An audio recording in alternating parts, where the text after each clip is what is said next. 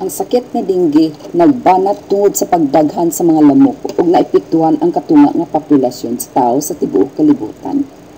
Problema kaayo kini sa Asia ug sa Latin America tungod sa pagpanat sa sakit nga dengue. Kung mupaak ang lamok nga gadala og sakit nga dengue, ang laway sa lamok nga naay dengue virus makasulod sa lawas sa tao nga napaakan. Sa pagsugod sa atake, ang dengue virus mosulod sa puti nga lymphatic cells.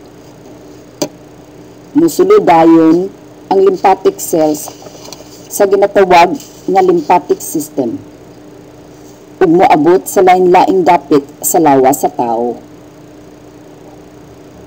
Sa sulod sa mga puti nga lymphatic cells, ang dengue virus magdaghan dayon. Paghuman sa pagdaghan nila, mugawas sila sa lymphatic cells umusulod sa mga ugat sa dugo. Sa ubang pasyente, labi na sa mga bata, ang dengue grabe kaayo ug mahimong dengue hemorrhagic fever.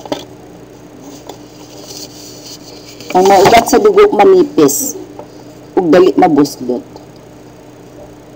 Mugawas ang tubig sa dugo dito sa gawas sa ugat ug ang pasyente maghupon ug maghubag-hubag. Kung ang lamok makapak og tawo nga naay dengue, masupsup sa lamok ang dengue virus. Sa usa ka semana, kung mupaak kini sa ubang tawo, ang kanang tawo madinggi usab. Sa bantayan nato nga dili kita mapaakan sa lamok.